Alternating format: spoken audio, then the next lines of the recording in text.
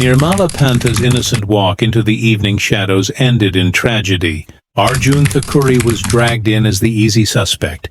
Ritesh Kunwar's powerful name hovered like a ghost over the case. Deepan Joshi vanished after claiming he saw the truth, and Inspector Manesh Rawal stood accused of burying the evidence. Together their names formed the dark puzzle of Nepal's most haunting unsolved crime. On the evening of July 26th, the air in the quiet village of Kanchanpur carried a heavy stillness, broken only by the hum of crickets and the faint sound of children playing near the narrow lanes. Nirmala Panta, just 13 years old, left her home with a sense of innocence that made her disappearance all the more tragic. She was supposed to visit a close friend who lived not far from her small mud brick house, a simple walk she had taken many times before. The path she chose was familiar. Dusty trails lined with sugarcane fields swaying in the warm breeze. It was a road that most children in the area walked freely, without fear of danger. But that night, the darkness hid more than shadows, and Nirmala never returned. When her family realized she was missing, panic quickly replaced the usual evening calm. Her mother searched the nearby lanes, calling her name into the night, while her father went to the fields with a lantern. Neighbors soon joined, combing through the tall stalks of sugarcane and the empty corners of the village. Every step was weighed down with dread, because in a place where everyone knew everyone, a child's disappearance was unthinkable. Time moved painfully slow, and as the hours passed, fear grew sharper. Whispers began to circulate among villagers. Something terrible had happened, something that would stain the community forever.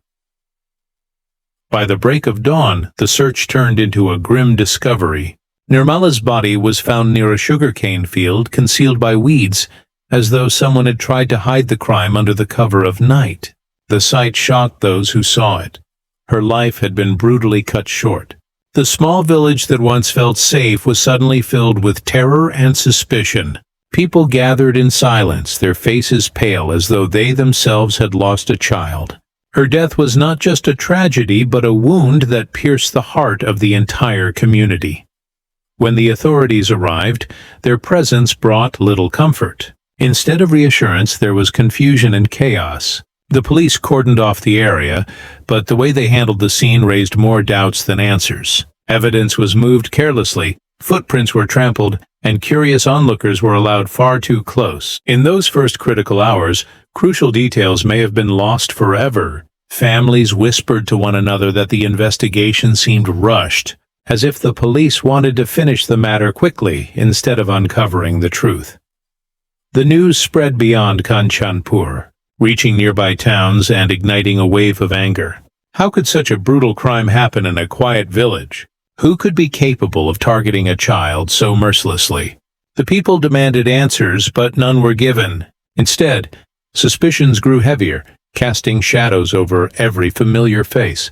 Parents pulled their children closer, locking their doors earlier at night. And the once ordinary paths to school and fields now felt like dangerous territory. The last evening of Nirmala Panta's life became the beginning of a mystery that would haunt Nepal for years. It was not only about her loss, but about the silence, fear, and unanswered questions that took root in the soil of Kanchanpur. The morning after Nirmala's funeral, the pressure on the police to show results intensified.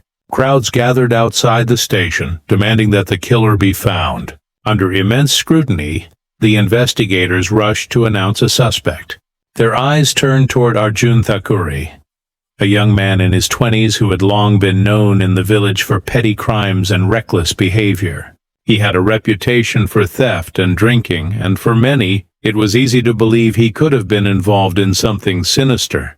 But rumors alone could not prove guilt, and yet Arjun was dragged into the spotlight as the first suspect in the case. The timing of his sudden disappearance on the night of the crime made him seem like the perfect target. When word spread that he had not been seen in the village since Nirmala's body was discovered, suspicion tightened around him like a noose. People whispered that he had run away to escape punishment. But when Arjun was located days later, the story became more complicated. He had been found working at a small factory in another town, and several workers there claimed he had been present that night, far from the village. Records of his shift appeared to confirm this, casting doubt on the police narrative. Despite the evidence, investigators did not let him go easily. He was detained and questioned for hours, treated as though the truth of his innocence did not matter. Villagers began to wonder if the authorities had already decided the outcome before the investigation had even started. To them, it seemed less about uncovering what really happened to Nirmala and more about presenting someone, anyone, as the culprit to calm public outrage.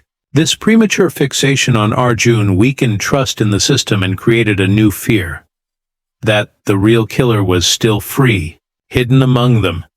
As the days turned into weeks, cracks in the investigation became more visible. No physical evidence linked Arjun to the crime, and his alibi remained solid. Yet officials hesitated to clear his name. It was as though admitting their mistake would expose deeper failures in the process. Families in the village started voicing their frustration, openly questioning why the authorities seemed determined to pursue a man who might have had nothing to do with the crime. In hushed tones, people speculated that someone with greater influence was being protected, and Arjun was simply a distraction, a pawn, to shield the powerful. The focus on him diverted attention from other possible leads. Witness accounts were ignored. Strange vehicles seen in the area that night were never traced, and the investigation slowed to a crawl. Every unanswered question made the community more restless. The grief that had once united them now shifted into anger. For many, the case had already been compromised, and Nirmala's chance at justice was slipping away. The choice to make Arjun Thakuri the first suspect marked a turning point, a moment when the truth began to be buried beneath convenience and negligence. Instead of bringing clarity, the investigation plunged deeper into shadows, leaving the villagers to wonder whether justice had ever been the real goal. As frustration over the stalled investigation grew, whispers in the village began to carry a new name: Ritesh Kunwar. Unlike Arjun Thakuri, whose life was marked by poverty and petty theft, Ritesh belonged to a powerful family. His father held a respected government position, and his family's influence stretched far beyond the village. Known for his arrogance and lavish lifestyle, Ritesh often flaunted his privilege. He rode through narrow streets on his expensive motorcycle, throwing loud parties in nearby towns and behaving as if no rule applied to him. For some, his presence was a constant reminder of the sharp divide between the ordinary villagers and the powerful few who lived above consequence. On the night Nirmala disappeared, several villagers claimed to have seen Ritesh's motorcycle near the sugarcane field. The sighting was quietly discussed among families, but rarely spoken aloud in public. Fear of retaliation kept people silent, but behind closed doors, suspicion grew louder. The image of his motorcycle parked close to the place where Nirmala's body was later discovered was impossible to ignore. Yet when the police were asked about it, no official report mentioned his name. Evidence that might have linked him to the scene was either overlooked or deliberately erased. The absence of his name in official records only strengthened the villagers' doubts. They began to see the investigation not as a pursuit of truth, but as a shield protecting those who wielded power. Documents went missing, witness statements were altered, and anyone who dared to push too hard was warned to stay quiet. Even the officers seemed nervous whenever Ritesh's name surfaced, as though invisible strings were being pulled from behind the scenes. What unsettled many was not only the silence around Ritesh, but the way his life continued undisturbed. While the village mourned and raged, he was seen attending parties, riding freely, and laughing with friends as though the tragedy had nothing to do with him. To the grieving community, this indifference felt like mockery. The image of an untouchable young man, shielded by his father's authority, began to take root in their minds. Meanwhile, the case files grew thinner rather than thicker. Leads that could have been followed vanished without explanation. Reports hinted at inconsistencies, but no one in power dared to pursue them. The truth seemed just out of reach, hidden behind a wall built by influence, money, and fear. Ritesh Kunwar had become the ghost in the investigation, present in every rumor yet absent from every official document. For the villagers, this silence spoke louder than any confession. It was not only about the possibility of Ritesh's involvement, but about what his untouchability represented. If someone like him could escape suspicion so easily, then justice was never meant for families like Nirmala's. The people realized that the search for her killer was not a fight against one person, but against an entire system designed to protect the powerful. With each passing day, the shadow of influence grew darker, and the truth about what happened to Nirmala seemed to slip further into secrecy.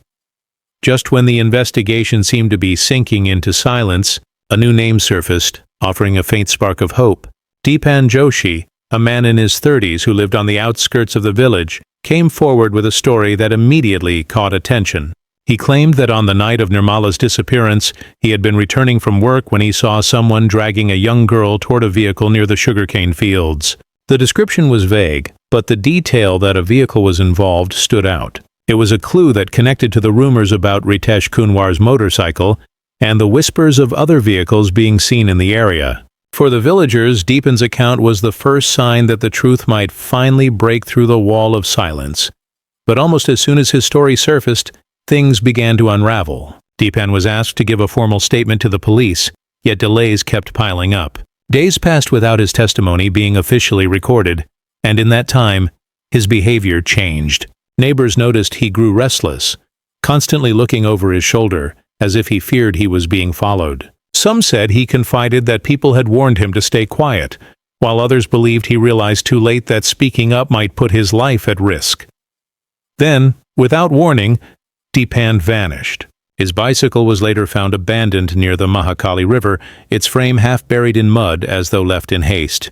But there was no sign of him. The river was searched, villages nearby were questioned, and roads were checked, but Deepan's body was never recovered. To this day, no one knows if he was silenced by force or if he fled to escape the pressure that came with knowing too much. His disappearance cast a dark shadow over the case, making people wonder if he had uncovered something far bigger than anyone imagined. The loss of Deepan did more than just erase a possible witness. It deepened the mystery and destroyed what little trust remained in the investigation. For villagers, his vanishing felt too convenient, too perfectly timed to protect someone else. Questions spread like wildfire. Who had the power to make a man disappear without a trace? Was it the same force that had erased Ritesh Kunwar's name from official records? And if Deepan had truly seen what he claimed, then who was sitting behind the wheel of that vehicle that night? Fear began to grip the community more tightly than ever before. Families who had once whispered their suspicions now fell silent, afraid of meeting the same fate as Deepan. The tragedy of Nirmala's death was no longer just about her. It had become a story of intimidation, secrets, and people vanishing into silence. The village understood then that they were no longer fighting a single killer, but something more sinister. A network of influence that could erase evidence, bury witnesses, and rewrite the truth. Deepan Joshi's disappearance became one more unanswered question in a growing list, and the hope for justice dimmed further into darkness.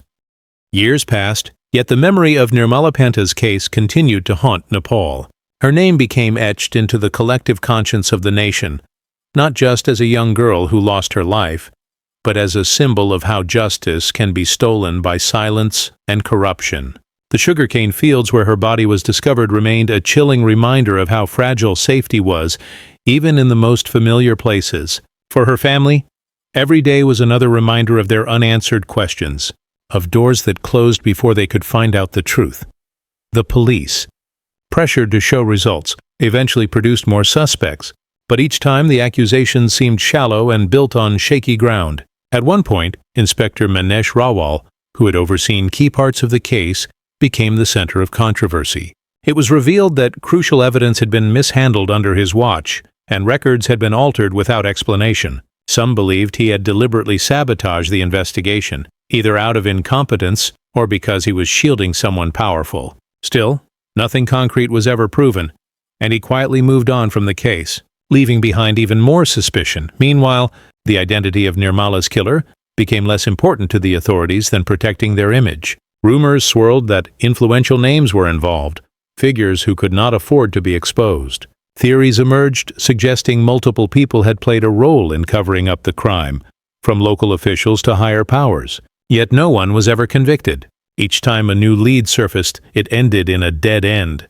like a maze designed to keep the truth hidden forever. For the villagers of Kanchanpur, the years of unanswered questions turned grief into resignation. Some still whispered about Ritesh Kunwar and his family, about the motorcycle near the sugarcane field, about Deepan Joshi who vanished after speaking out, but most no longer dared to demand answers. They had seen what happened to those who asked too much. Fear had become part of their daily lives. Parents no longer let their children wander far after sunset. Women traveled in groups. Trust, once a quiet bond among neighbors, had been replaced by suspicion and silence. What made Nirmala's case so haunting was not only the brutality of her death, but also the weight of all that was left unspoken. Her name echoed in protests painted on walls, chanted by crowds demanding justice. Yet each outcry faded into silence, drowned by the power of those determined to keep the truth buried. To many, Nirmala was no longer just a victim, but a mirror reflecting the failures of the justice system, the corruption that silenced witnesses, and the vulnerability of ordinary people in the face of power. Today, her story lingers in Nepal as the country's most haunting unsolved crime. Was it the act of a single predator, or the crime of a group shielded by influence? Was Deepan silenced because he knew the truth, or did he vanish out of fear? These questions remain unanswered, and perhaps they always will. What is certain is that Nirmala Panta's case revealed not just the horror of one crime, but the deeper tragedy of a society where the truth can be erased and justice can be delayed until it feels like it will never come.